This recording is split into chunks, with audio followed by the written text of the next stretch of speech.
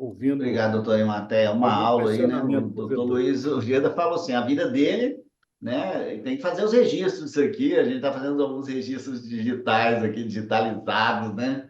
E para quem não conhece o doutor Ematé, além de tudo, é um grande amigo, um cara super generoso e sempre dando uma aula. Doutor Luiz, eu fiquei aqui quando falando de carbono, só uma vez, numa fala, nós dois, o senhor tinha falado da Indonésia que o presidente da Indonésia, me corrija, ele solicitou o levantamento do seu país para poder fazer um mapa, né? Só me rememora aquilo e que modelo, vamos dizer, que nível que está hoje isso aí, só fazendo um comparativo a nível Brasil. Essa é uma história muito bonita, mas e complexa. Estou até aqui, enquanto você falou, vendo se eu abro aqui algum slide, que eu estou pegando aqui rapidamente na internet, que eu acho que ilustra muito bem esse tipo de construção. Mas enquanto eu busco aqui, queria até fazer um parênteses, né? Porque enquanto o professor Arimateia nos abrilhantava com todo o conhecimento dele, eu estava lembrando de uma passagem que eu tive na Biblioteca Joanina, lá em Coimbra, que uma vez eu fui com a minha esposa e ela, encantada, olhando aquela biblioteca maravilhosa, uma das bibliotecas certamente mais bonitas do mundo, né? E eu com a cara um pouco fechada, assim, incomodado, e ela deslumbrada, cozinhando, olha os livros, olha. E ela olhou para mim e eu falei, isso aqui hoje não serve de nada, eu queria tudo no meu computador. Eu queria cada livro desse digitalizado no meu computador, que eu pudesse ter acesso livre. Não adianta nada aquele livro ali na prateleira, né? Não me acrescenta. Esteticamente é lindo ver o livro ali na prateleira, mas cientificamente, se estamos dentro de uma universidade, isso tinha que estar na nuvem, para eu poder acessar aquele conteúdo, para eu poder entender o que está ali. Né? E o mesmo a gente tem que pensar hoje. Hoje ainda se fala nos livros, os livros já foram. O livro tem que estar digital. Se o livro não tiver digital, a gente não conversa com o século XXI. Eu não consigo acessar, eu não consigo interoperar. Então, acho que isso também tem uma fronteira muito importante hoje, não só no nosso país, mas no mundo. Porque, de certa forma, essa é a grande fronteira que a gente tem nos dias atuais. Conseguir exatamente é, é, é, transformar a linguagem. O que a gente está vivendo é uma revolução de linguagem. O algoritmo é uma linguagem, o 0, 1 em sequência é uma linguagem. E se a gente não for proficiente, não for fluente em algoritmos, né, nós vamos ficar para trás. Então, eu acho que essa é a questão que a gente se coloca. É, e agradecer muito, professor Arimatea, por todo esse ensinamento, né? E ver como que a gente começa a falar esse novo idioma, né? Ou seja, como que a gente faz essa transposição para poder trazer para os dias atuais. Eu achei aqui o material, eu vou compartilhar aqui. Eu colhei uma imagem rapidamente aqui no PowerPoint, né? Sem grandes pretensões, mas que eu acho que vai ilustrar bem o que a gente está falando, né? Isso daqui, existe a política do mapa público, né, da One Map Policy, né, a política pública do mapa único, que foi feito lá na Indonésia em 2011 para 2012. Né, e o grande causador disso, a Indonésia, para quem não sabe, é um país mais populoso que o nosso, é o país tropical mais populoso do mundo, tem lá seus 270 milhões de habitantes, alguma coisa em torno disso, e é o maior arquipélago do mundo, tem mais de 17 mil ilhas, né? E em cima de várias falhas tectônicas, como vocês podem ver aqui no mapa. Então tem tsunami, terremoto em maior, menor intensidade, praticamente todos os dias. E teve uma dessas ilhas que em algum momento teve um tsunami um pouco mais forte, que foi devastada, e o presidente da Indonésia, naquele momento, pediu um mapa para o seu ministro do Meio Ambiente, para o que aconteceu, me traga os mapas. E pediu para o da Agricultura, o que aconteceu, me traga os mapas. E quando os mapas chegaram, ele cruzou os dois não batiam. Ou porque foi ortorretificado de um jeito, outro de outro, escolheu-se determinadas regras cartográficas, o outro escolheu outro. Falou, gente, se o meu país está assim, eu não consigo representar, eu não sei, eu sou presidente em cima do quê? Né? Eu não consigo enxergar aquilo que eu estou gerindo. Ele resolveu o problema, então foi muito aquela coisa que aconteceu com o Marquês de Pombal também no terremoto de 1755, né? Ou seja, tinha que lidar com o caos, ele lidou-se com o caos da forma que deu, mas assim que acalmou, ele foi, não, peraí, isso está errado, não precisamos organizar os mapas do país. Foi atrás de dinheiro do Banco Mundial, edital, conhecimento alemão, neerlandês, norueguês, conseguiu aportar e criar essa política pública do mapa único, né? One Nation, One Gateway, One Map Policy, ou seja, uma nação, um único portal, uma única política pública de mapeamento. É isso que fala, ou seja, nós vamos prover acesso à informação geoespacial para suportar o desenvolvimento da Indonésia. E a partir disso, nós vamos transformar a nossa economia, né? Aumentando a nossa competitividade, melhorando os dados brutos que nós temos aqui, né? E combatendo a pobreza por forma de mapas.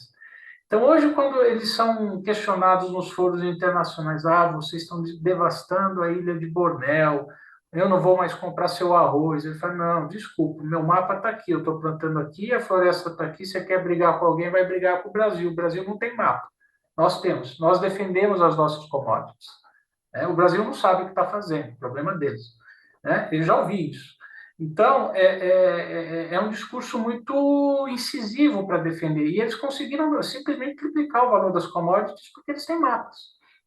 Parece que agora o setor, o pessoal das carnes no Brasil está começando a acordar para isso, está começando a pensar em algum sistema, para poder defender. Mas, de novo, eles, enquanto iniciativa privada, contratando sistemas internacionais, não tem uma interoperabilidade com o governo. Isso é péssimo. Eles estão querendo resolver o problema deles, sem o governo por trás, e não vão resolver. Até porque, a partir do momento que a própria empresa sai do Brasil e vai para os Estados Unidos, a sede, mesmo tendo todos os ativos no Brasil, isso passa a ser um problema. E isso não é discutido sob essa perspectiva. Então, o que a gente percebe é que o Brasil está deixando passar uma jamanta de oportunidade por não estar padronizando o território.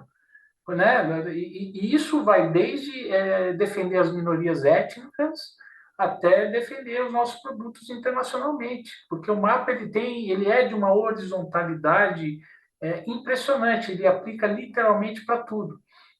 Os cases que a gente tem vai desde o setor de energia, fazer mapeamento eleitoral, resolver problema de farmácias em Portugal. Nós temos esses cases no nosso portal, tão diversos quanto incríveis dentro da sua essência, e com uma solução comum que é o mapa.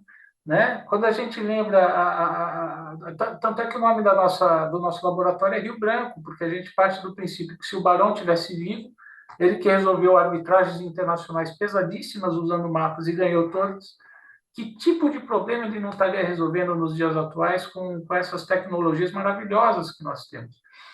Então, a Indonésia está muito na nossa frente. O Sri Lanka, com o One Inch Map, o mapa de uma polegada, está muito na nossa frente. Países muito mais simples, muito menos sofisticados do que a gente, sob o ponto de vista de governança pública, tem uma sofisticação muito maior do que a nossa. E nós, como país, não estamos conseguindo dar essa resposta.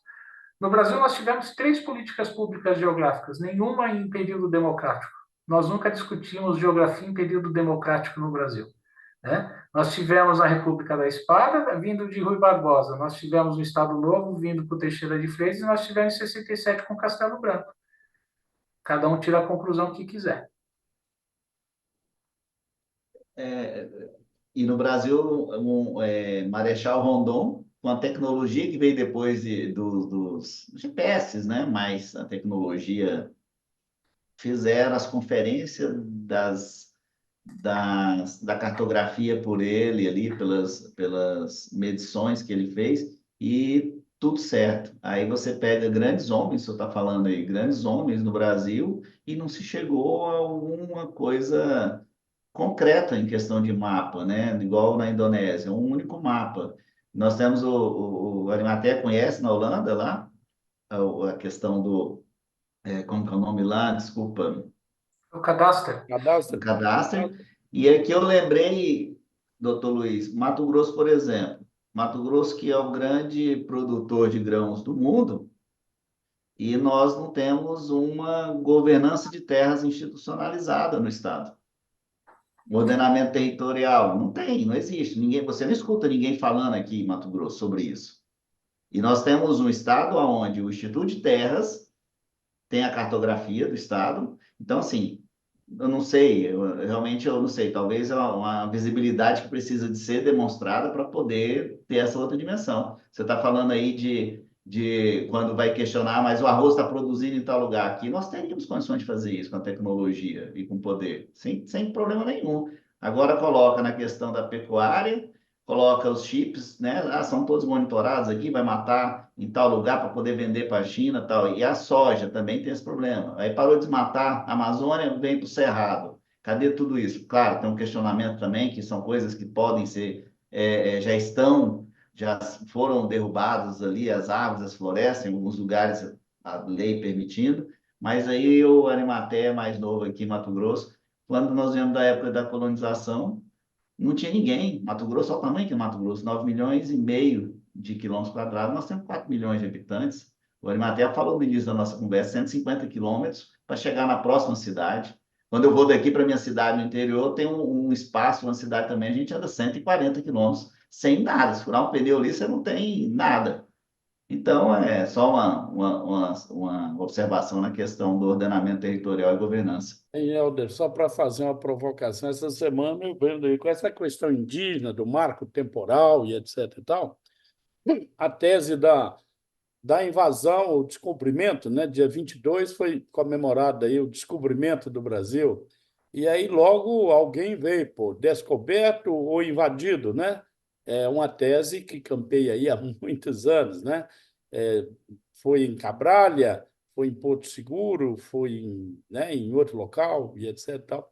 Mas, pois bem, eu vivi, ô, Luiz, há algum tempo pesquisando aí alguma coisa em Portugal, na Ilha da Madeira. Passei por lá, a propósito, a ilha mais bonita do mundo, né? Segundo informações. Assim como Veneza, hoje eu estava vendo aí a cidade mais bonita. Está pagando até para poder ficar lá algumas horas, viu, Helder? Hoje Esse o pessoal não conhece estacionamento. Barra do Garças, Animaté. É mais bonito que tudo isso aí. É, uma cidade, Veneza, estava dizendo hoje, com 50 mil habitantes, né? E a visitação lá é tamanha, né?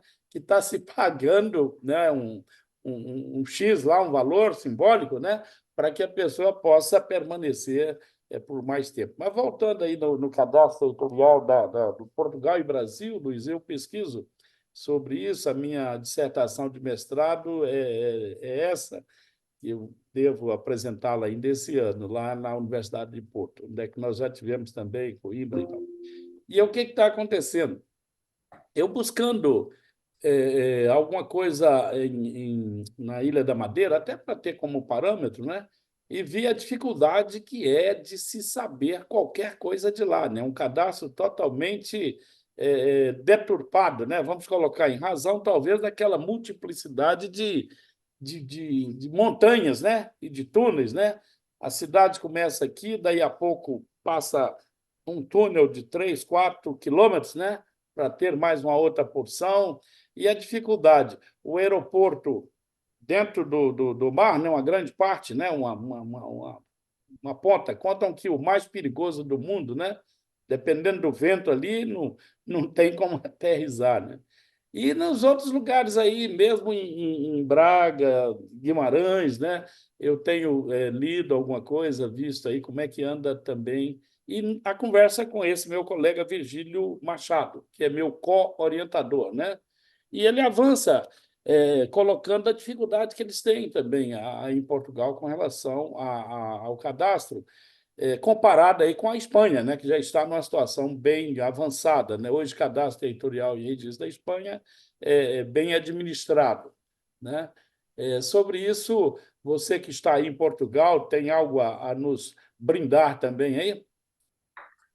Obrigado, professor Arimatea, pela pergunta. O que a gente tem percebido aqui é que a Espanha tem a área geo muito próxima da área cadastral, e que isso faz toda a diferença. A Espanha tem um dos estados da arte na questão cadastral, na questão geográfica, perdão, no mundo. né? A Espanha tem código geoespacial, né? Eles conseguiram codificar toda a questão geodésica, topográfica, cartográfica, geográfica, né? E eles atuam com esse código. Então, ali você tem um nível de sofisticação geográfica e uma aproximação com as questões cartoriais muito grande. Em Portugal, nessa questão cadastral, a gente meio que divide em dois, né? Do Tejo para baixo é uma coisa, do Tejo para cima é uma questão cadastral completamente diferente. Ou seja, a questão do Alentejo, do Algarve, tem uma situação cadastral relativamente muito bem organizada. Do Tejo para cima tem muita micropropriedade que ninguém sabe de quem que é, porque aí entram outros fatores, né? Uma legislação que era antiga, ou seja, você é proprietário da árvore, né? Mas o terreno que está a árvore é outro proprietário, mas aquela árvore é sua.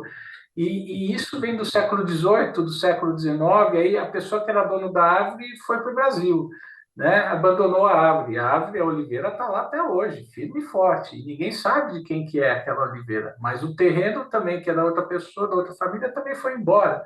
E aí fica aquela montando a cadeia dominial O para saber número de de quem que é aquilo. quintas é muito grande nessa região, né, Luiz? Sim. Então, tem muito problema, né, não só com a questão cadastral, mas com a questão temporal, né? Eu brinco que no Brasil o espaço expande e o tempo comprime, mas na Europa o tempo expande e o espaço comprime, né? Você falar na Europa de 100 anos atrás foi ontem, mas você falar de 100 quilômetros, é longe pra caramba, tá? Vocês estão aí falando de 150, 200 quilômetros sem encontrar ninguém, como uma coisa muito natural, mas se a gente falar 30 anos no Mato Grosso, parece que faz uma eternidade, que foi, né, antes de Cristo. Então, tem que entender também essa lógica tempo e espaço para a gente poder avaliar, porque a gente vive realidades entre Brasil e Portugal nesse aspecto bastante diferentes. E o que a gente nota é essa dificuldade de consolidar vamos chamar de passivo territorial, no sentido temporal, puramente temporal, de regimes jurídicos completamente diferentes, e trazer isso para uma realidade algorítmica, né? Tem sido um desafio muito grande. Agora, tem iniciativas muito interessantes em Portugal e a legislação está mudando muito, né? A diferença que eu vejo Agora, o de novo Portugal para o código, né? Brasil, Código como? cadastral, né? Recentemente foi A questão que editado, eu vejo, aprovado. a diferença que eu vejo é que aqui eles estão se mexendo, né? Com a velocidade deles, com as premissas deles, mas eles estão se mexendo e muito bem. Tem o EBUP, que é uma iniciativa incrível de balcão predial, né? Para você poder fazer a georreferenciação, como eles chamam aqui, de uma forma bastante interessante. Então, eles têm algumas iniciativas muito incríveis. O Agora, Simplex, realmente a Espanha está muito além.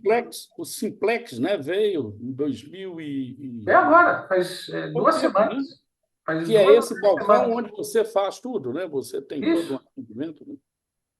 Assim, na questão do Simplex, tinha outras dificuldades, porque aqui, para você fazer a construção nova, até agora, até hoje, você tinha que obrigatoriamente os banheiros terem banheiro. Ah, Ainda era uma legislação da década de 40, eles tinham algumas defasagens também bastante, só que parece que eles saíram de um extremo e foram para o outro, né? Então, uma legislação extremamente simplificada, para alguns doutrinadores até muito permissiva, mas essa tem sido a experiência portuguesa nesse momento histórico, né? E me parece que existe um déficit habitacional enorme aqui, onde os imóveis estão com um preço muito explosivo, principalmente nas grandes capitais, né? Lisboa, há um Porto. incentivo muito grande para a aquisição de imóvel aí por parte de estrangeiros, né? Isso é uma outra questão que É também já outra está sendo revista, né? Porque isso tem a ver com aquisição de nacionalidade, com também golpe está de focada visa. nisso aí. Então, isso já está sendo revisto porque vieram muitas pessoas da Rússia, pessoas que às vezes talvez não fosse o alvo original E o dinheiro não é do tudo jurídico. nessa hora, né? O dinheiro não é tudo nessa hora. Pois é, pois é. E o Helder nos brindou aqui falando de Barra do Garça, deu até saudades, porque eu ia muito na adolescência para lá. Olha aí, Deu até água na boca, né? olha aí. Quem sentiu o cheiro de Barra do Garças daqui de Portugal. Aí, Arimatea, já temos alguma coisa em Tá comum, vendo não aí, vou ó? nem falar nada É, aqui, porque podemos descobrir alguma coisa aí, pela mesma é, idade, né? olha aí. E para falar pertinho, lá Nova Chavantina, né? Sou cidadão nova chavantinense, né? Que fica Ah, perto, né? que mil e legal. duzentos quilômetros daqui lá, Luiz. Pois é, pois é, pois é. E o legal é que a gente ficava entre Barra do Garças e Aragarças, né? Então É, ficava ali passando a ponte e era muito Goiás, Mato Grosso, é Goiás, Mato Grosso, né? isso, isso. E o fuso no meio, né? E aí eu fosse veio. É, eu fazia muito isso em Rondônia, Porto Velho e Acre, né? Você saía de Porto Velho e chegava antes do horário lá no Acre, né? Saía meio-dia, chegava 11h30 lá no Acre. Pô, É um privilégio. Ô, é, Luiz, só uma questão de espaço. esse Portugal, é o espaço e o Espanha, tempo. numa linha horizontal, ali dá o quê? Uns 180, não dá 200 quilômetros da divisa, né? Eu acho que Não, em Portugal. Portugal é 700 por 200. É, Tem variações, mas assim, se tiver que criar uma regra bem de regra, é 700 por 200. o tanto que o nosso Pois estado é a grande, né, região Arimatea? do Trás-os-Montes, ela estaria nessa situação que você colocou, né? Acima do, Totalmente. né, acima de Guimarães a propósito, Guimarães, Helder e demais foi a primeira cidade de Portugal, né? Tivemos lá a oportunidade de visitar Guimarães, né? Assim, digamos, não sei se foi a primeira cidade de Portugal, é onde Portugal foi fundado, né? Ah, sim, a O fundação, grito, eu queria dizer isso, isso. A fundação foi em Guimarães. o grito do Ipiranga de Portugal foi em Em Guimarães, Guimarães. Tá, pô, mas já existiam cidades antes sim, desse grito na região de Portugal. perfeito. Tá vendo, Helder? É bom conhecer Portugal através do professor Luiz Antônio também, né? Essa história bonita e o pisar lá, né? Esse que é o ideal, viu? Eu fiquei senti bem, né, em conhecer o Bragazil, né? Da brincadeira. Brasil. É Eu cheguei, interessante. por coincidência, até curiosidade, eu cheguei a escrever um artigo sobre isso, mas lá em 2018, 2019, né? E fazendo essa provocação, né? Portugal estaria preparada para receber 1 milhão de brasileiros? Né? Portugal estaria preparada para ser para que o Brasil faça com Portugal o que Portugal fez com o Luxemburgo, né? dez Sim, por cento da população de Luxemburgo é portuguesa, 10% da população brasileira passaria a ser da população portuguesa passaria a ser brasileira. E são questões interessantes de se refletir, né? Assim, questões de xenofobia, disputas, porque a parte, né? Porque a relação entre o Brasil e Portugal é uma relação muito passional. Mas a parte disso é uma coisa que é factível e que está acontecendo. E de um jeito ou de outro está sendo acomodada, né? E a gente vai ter resultado disso daqui 20, 30 anos. Um resultado mais naturalizado, vamos dizer assim, né? Agora, o interessante é que se passa uma relação sempre pendular Brasil e Portugal, né? Ora pende para o Brasil, ora pende para Portugal, e nesse momento histórico parece que está vindo muitas pessoas para Portugal do Brasil e pode reverter em algum momento, vai que se estoura uma guerra maior na Europa ou qualquer coisa do gênero e o pêndulo volta de novo, né? Mas é muito interessante notar, porque muitas vezes a gente se coloca até como concorrentes, né? Quando, na verdade, a gente tinha que se colocar como cooperativos, né? Até por uma questão histórica.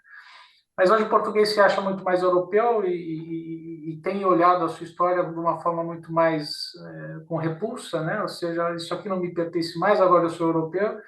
O brasileiro, da sua forma, também se afastou muito de Portugal ao receber japoneses, italianos, sírios, libaneses, espanhóis e várias outras, coreanos, bolivianos e outras nacionalidades. Então é natural também que comece a haver um distanciamento, mas, enfim, temos a questão da língua, né? Temos ainda a questão da a gramática une, né? Alguns dizem até que a gente não fala português mais, fala brasileiro, mas isso é sempre uma questão política, né? Então, enfim, acho que os próximos anos aí também vão trazer novidades nessa relação, né? Temos que observar um pouquinho mais. As mutações acontecem. Doutor Luiz, deixa eu só puxar aqui já está no final, porque você já está tarde, nós temos 1h45 já aqui falando, conversando, e se deixar a gente fica até amanhã cedo. Mas aí em Portugal você está mais tarde, acho que na hora de descansar. Mas deixa eu fazer uma pergunta. Na Europa, como um todo, isso vai dar na questão fundiária do Brasil. Ah, além da questão ambiental, há essa discussão dos nossos problemas fundiários, isso é debatido na Europa, isso é constante ou não? Está produzindo aqui, nós estamos alimentando, colocando alimento no mundo, a questão fundiária específica, na questão da geoinformação e a fundiária. É uma excelente pergunta, Helder. Existe um grande desconhecimento sobre o que é o Brasil na Europa e até em Portugal. Muitas vezes você fala que você é brasileiro, ou eles te associam com a floresta amazônica, ou eles te associam com o Rio de Janeiro. Isso é o primeiro contato, é o que vem mais direto. Eles não conseguem ver os gradientes, ou seja, se você está plantando no Rio Grande do Sul, você está devastando a Amazônia, né? É um raciocínio muito raso, né? Então, se você está plantando, ele não entende o que é sertão nordestino, o que é caatinga, o que são os biomas, não entende o que é o Brasil. E é natural, se a gente parar para pegar um brasileiro médio, não vai entender também o que é português, né? O português do Porto, de Trás-os-Montes, do Algarve, vai dizer que é tudo português, vai ter um nível de generalização, às vezes até de xenofobia, e é assim que a humanidade avança, não tem como. O problema não é eles não saberem, o problema é nós não nos mostrarmos, né? É nós permitirmos que esse vazio se perpetue, né? A gente ouvia o Macron falando que a gente está devastando a Amazônia, e ele é nosso vizinho na Guiana Francesa, ele também tem interesse na América do Sul, e nós não nos defendemos, e nós, né, ele fechar sob esse argumento o mercado europeu, porque ele não quer lidar com o protecionismo da agricultura europeia, né, e não quer receber os nossos produtos, que são muito mais competitivos, e ficar colocando barreira ambiental para isso. Está devastando a Amazônia, mas você está usando mercúrio, mas você está... Tem algumas argumentações que podem até ser sérias, né? E a gente também não tem uma produção perfeita, e nós sabemos isso, né? Então, acho que também cabe uma autocrítica nossa. Agora, se a gente não jogar uma luz nisso, nós vamos ficar nesse obscurantismo. Como é que nós vamos nos defender? Né? Vamos continuar aceitando que ele argumente dessa forma? É conveniente aceitarmos que eles nos coloquem nesses termos? Porque, às vezes, para o nosso setor pode ser também conveniente, né? Então, a gente precisa deitar um pouco no divã nesse aspecto, né? Porque eles usam muito isso contra nós, a favor dos interesses deles, mas também a gente precisa se questionar, vamos enfrentar isso ou tá bom assim, não mexe nisso não, a gente aceita aqui porque está vendendo para a China, para os países árabes e está tudo bem, deixa eles falarem. Então, temos que fazer aqui um papel, uma crítica nossa também, né? O que a gente pode afirmar é o seguinte: tem um jargão na geografia que a gente fala que uma imagem vale mais do que 1.000 palavras, só que um mapa vale mais do que 1.000 imagens. O mapa ele escancara o problema. E se esse mapa tiver como política pública, a gente consegue escancarar o problema se nós quisermos. A questão é, nós queremos? É um questionamento, né? Interessante, né, Arimateia? O Arimateia está sempre viajando, mas sempre tenho essa percepção, porque é uma coisa a gente lê matérias que vêm de lá para cá, mas falar com as pessoas que aí vivem, né, para ter essa dimensão brasileira aí, e a questão da nossa produção, a gente fica, eu particularmente fico, estou no estado do Brasil, maior produtor de grãos, se não me falha a memória, se fosse um país, era o terceiro maior produtor de grãos do mundo.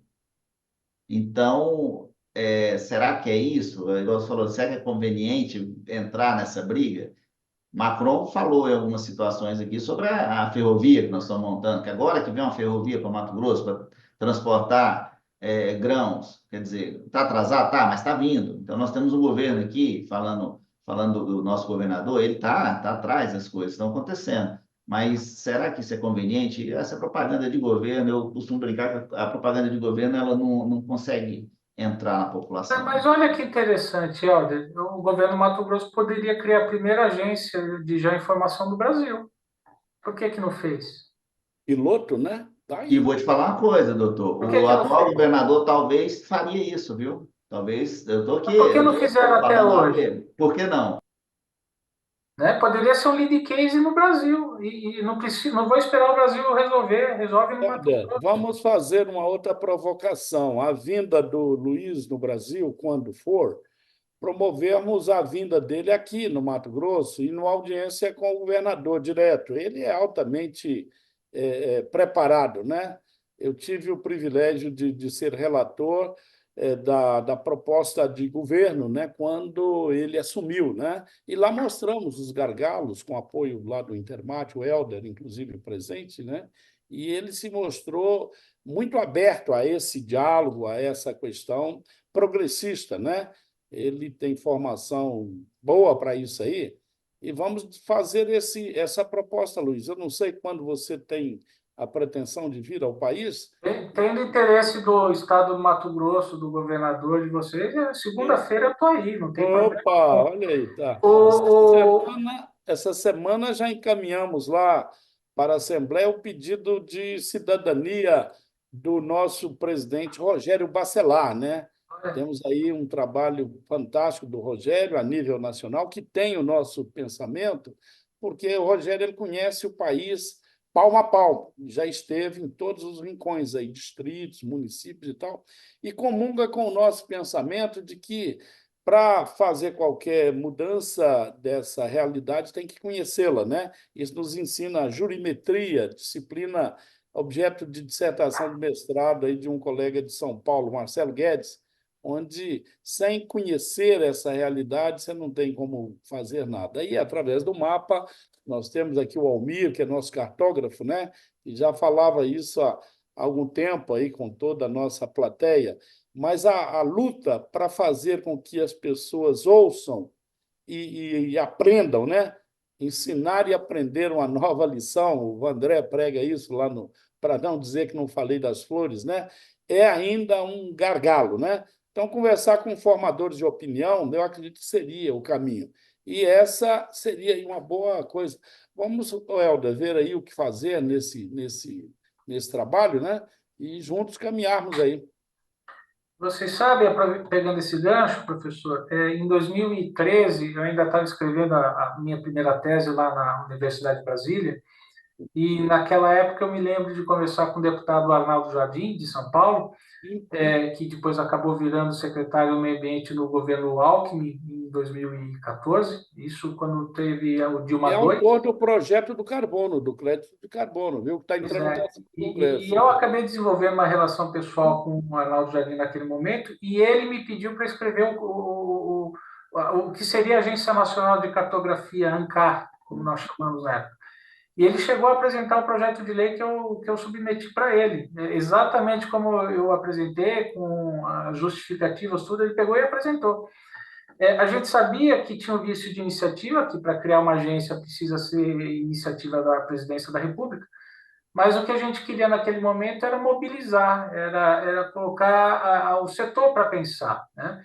E na época houve muita reação, no sentido de que, não, imagina, vai acabar com a profissão do geógrafo, vai cair. E começou a entrar numa linha que não foi aquela que a gente tinha idealizado, e o Estamos projeto vivendo isso está com o lá IERE, fazendo até hoje, né? entendeu? Estamos vivendo isso com o IERE há 2 anos lá no Conselho Nacional de Justiça e com fogo amigo, né? Porque quando você vê que a coisa está saindo, graças então a essa portaria de ontem do ministro, abriu-se um leque aí para que a academia e outros pensadores aí apresentem sugestão. E vindo de você também seria bem-vinda, viu, professor? Depois, olha a portaria, eu compartilhei aí. será realmente interessante.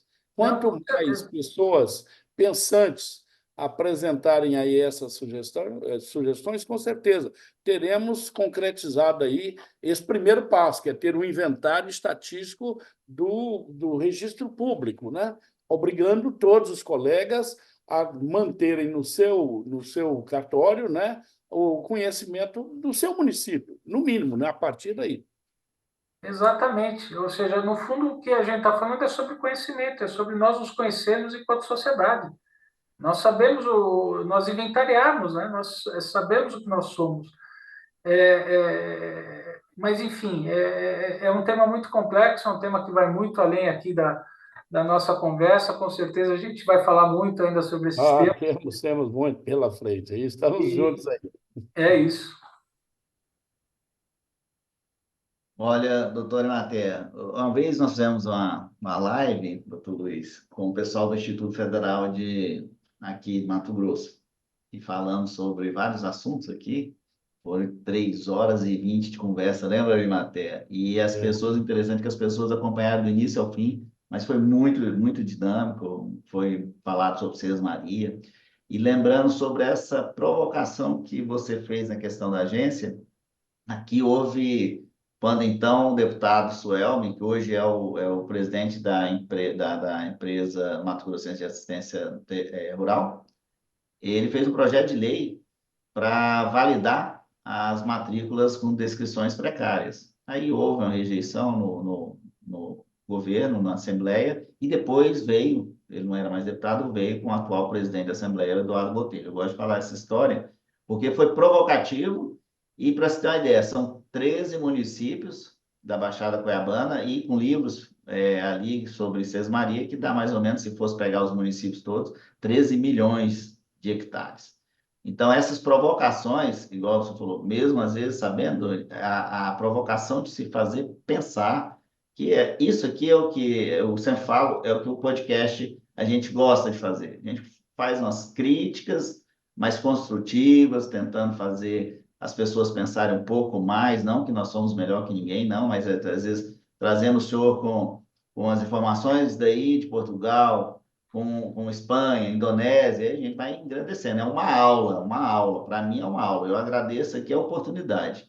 E pelo adiantado da hora, aí já está quase meia-noite, 1 hora da manhã, se não me falha a memória. Então, 2 da manhã. Então, Arimateia, vamos encerrar aqui. Eu quero agradecer, doutor Luiz, Arimateia, a oportunidade, a aula que vocês dão. Para mim é um aprendizado e fica à disposição para um outro encontro, um outro momento, para a gente poder discutir sobre alguns outros assuntos. O fundiário hoje ficou um pouquinho para depois, mas no momento oportuno a gente vai falar. Muito Perfeito. obrigado. Fica as considerações finais aí. Da minha parte, é agradecer, é sempre uma honra estar aqui com vocês, com o professor Arimatea, de quem reforço, né? A história dele pessoal mistura com essa história toda, então a gente bebe da fonte, é sempre um privilégio poder compartilhar esse tempo de qualidade e da generosidade da pessoa, né? Do professor Arimatea, da gentileza toda que ele traz com ele. Agradecer também você, Helder, pelo convite sempre amigo para poder participar. Só vou discordar de você, porque a questão da regularização fundiária não ficou de escanteio, não. Na verdade, a gente está falando dela, mas de uma perspectiva, talvez, A que gente não queria falar seja aquele mais. dia a dia, né? Não é aquele dia a dia do INCRA, aquele dia a dia que talvez seja a linguagem mais comum, mas ela talvez seja o grande sujeito oculto de toda a discussão geográfica, de toda a discussão tecnológica que nós estamos enfrentando, né? E tem que ser visto sob essa perspectiva do para onde vai essa regência geográfica do Brasil, né? Vai para o INCRA, fica no IBGE, cria um órgão novo, alguém tem que reger essa orquestra, né? Então, vamos, enfim, não é uma conversa que se esgote, mas só agradecer aqui profundamente o carinho e a recepção de vocês. Eu conclamo o Helder a promover outros encontros dessa natureza, e para nós é um privilégio, professor Luiz Antônio, estar com você. As pessoas às vezes perguntam como você aproximou do professor, né? Eles acham realmente coisa difícil de acontecer. E a gente sabe que é tão fácil, basta que tenha o teu contato e, com certeza, a tua maneira transparente de mostrar as coisas. E nos inspira muito todo o seu trabalho ao longo desse tempo todo. O número de fã do seu trabalho é muito grande, você talvez não tenha dimensão. E isso nós o felicitamos, né? Estamos sempre aí buscando aprender contigo muito mais do que estamos a falar agora. Ao Helder, eu agradeço mais uma vez pela oportunidade que nos dá de aparecer na telinha, né, Helder? Esperamos pessoalmente, uma hora dessa, conversarmos.